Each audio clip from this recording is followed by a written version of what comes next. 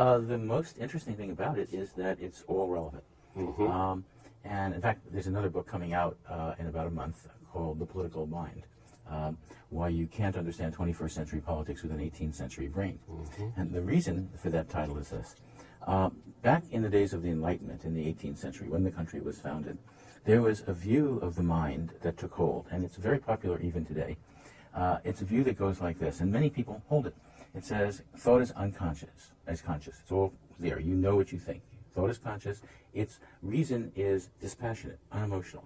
Reason is logical. That reason can just fit the world as it is. That is, it's literal. That it's universal. We all reason the same way. That reason is disembodied. It's abstract. And that it's interest-based. It's there to serve your self-interests.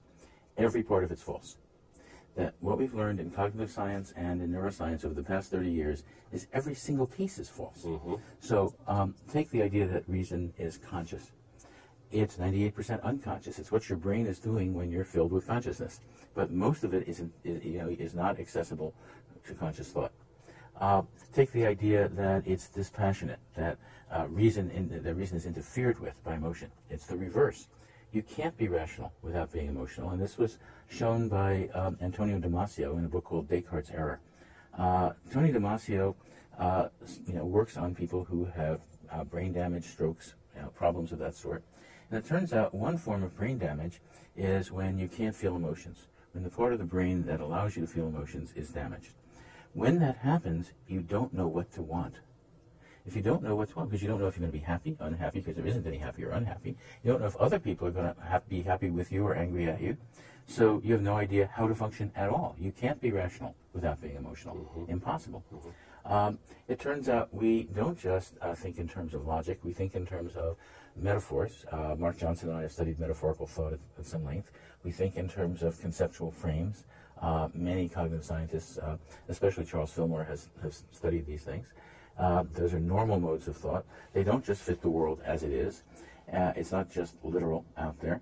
And these things work with a logic of their own. They don't work by formal logic or probabilistic logic or things of that sort. In addition, it turns out thought is not just abstract. It isn't free-floating. It's actually based on the way our bodies work.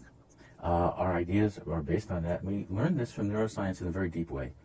Back in the 1990s, there was a remarkable discovery, which was that if you are imagining something, take a drawing, and you memorize the drawing and you imagine it, the same part of the brain becomes active as if you see it. And if you remember it, the same part is active. And if you dream that you're seeing, the same part is active as when you're actually seeing. The same with moving. Now, what's interesting about that is that, suppose I take a sentence, like, and by the way, the same is true if I give you a sentence, about seeing something, then the same part of the brain will be active as well, because you'll see the scene. If I give you a sentence like, he took a drink of water, if you don't know what it is to take a drink of water, if you can't even imagine it, you don't understand the sentence. What that suggests is that meaning is the capacity for imagination.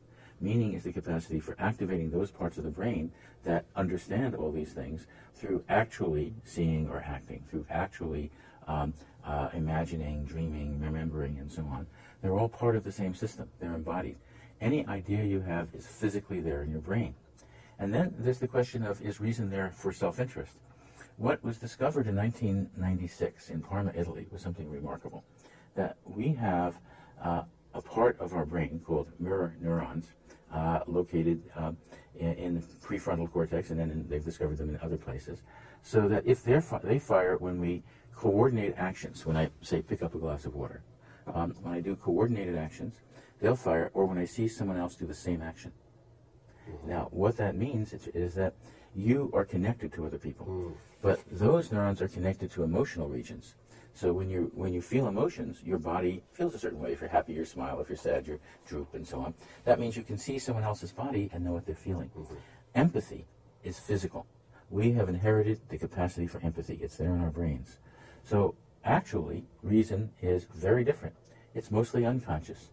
It's emotional. It has emotional ties, and people like Damasio have been tracing out pathways linking emotional regions to other, quote, more rational regions of the brain, but they're connected. The reason is metaphorical. It's not literal. It doesn't just fit the world. It's not abstract. It's embodied, and it's not based on self-interest. It has everything to do with connecting with other people, with empathy. Well, let me ask you that those are, especially what you said at the end, are very inspiring words. It means we really need to change our rhetoric, which, at least in the United States, is based on so much 18th century thought. So my question to you is, maybe you'll answer this. Where's the hope for America if so many of our institutions are sort of based in 18th century thinking, and now we live in a world where cognitive science has put us, really has explained reality in a very different way? Do we have hope to be able to get from there to here at the moment? Yeah, I mean, there was a time when people thought that the sun moved around the earth. You know, yes, science can come in and change the way we understand things. It's effective. It's very important in economics and foreign policy, where what's called the rational actor model, which assumes 18th century thought, is the basis of lots of foreign policy and lots of economic policy. That has to be rethought, and is being rethought in the field of behavioral economics. There are many academic disciplines that will have to be rethought, and politics especially, because policy making in the political arena uses all those old mechanisms. Now, there's another really important part, which is, if you really believe all those things, then you will not think that that language is very important. Language, if 18th century reason were true, language would be transparent. It would just fit the world, but it doesn't. It fits conceptual frames and metaphors. Now, what that means is that if you're in politics and you have an ideology, and you can get your ideology out into the world through language, and the language gets accepted, that means the frames and metaphors and ideas get accepted. And that's what the right wing in America has done for the past 35 years. Their think tanks have spent basically $4 billion over that period getting their ideas out in public, and progressives have not. So you have the most basic ideas, like the idea of security. What does it mean to be secure? The idea of the market, the idea of what government is, what taxation is, what religion is, what morality is, what character is, what responsibility is. Those are the ones out there right now in public discourse, are the right-wing versions. There are progressive versions out there, and they're not as well known. The language hasn't been developed, and the result is that if you believe that language is neutral, you'll accept the right-wing ideas. And many people in the media just do it. They just accept the right-wing view of the market, so-called free market. They'll accept the right-wing view of what counts as security, namely military action, and so on. There are other ideas about all of these things that are progressive, and those ideas have to come out there, but they can't come out unless we get rid of this old notion of reason. So even the notion of enlightened self-interest is one that's often used. So what if you had a foreign you were advising people in foreign policy? What about the world? If somebody said in the cabinet, it's in the self-interest of the United States to invade this country or that country. What about that? How would you change that vocabulary of self-interest? It's not just the vocabulary. It's an idea. It's a metaphor. We have the metaphor of the nation as a person out there in a world community. There are rogue states. There are friendly states. There are adult nations and children nations. The underdeveloped nations are the children nations, right? Now, in this, you have the idea that every nation is a rational actor in the sense of this old notion that they're all seeking their self-interest. Well, what is the self-interest of a nation? Well, that's metaphorical. The national interest has three components.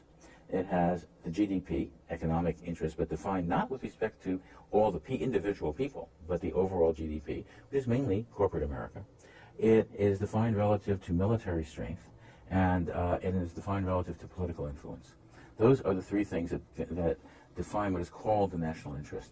Those are all interests at the level of the state, and foreign policy assumes that every state naturally works in terms of those things and those interests, and that's good. It's sort of like the classical notion of the economy, whereas everybody seeks their profit, the profit of all will be maximized, and so on. Well, it turns out not to be the case. The most important foreign policy issues in the world are not at the level of the state, but at the level of the person. They have to do with issues of policy. They have to do with issues of climate change. They have to do with questions of disease and public health, of water rights, of all of these things that are not at the level of the state, but affect individual people. And that has to be changed if we're to address our greatest foreign policy problems. Terrorism is not a problem at the level of the state. It's the problem at the level of people. Light out on the hour.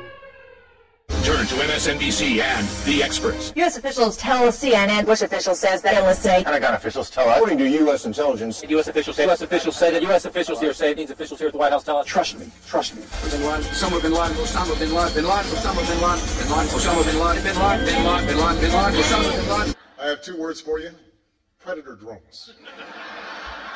You will never see it coming. You think I'm joking? Al-Qaeda, terrorism. Vicious, evil act. It is the first thing I will do. I will get our troops home. We will bring an end to this war. You can take that to the bank. Just send your cash. It's the third time I've said that.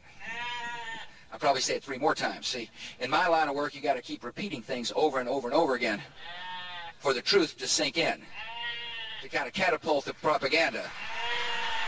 White House.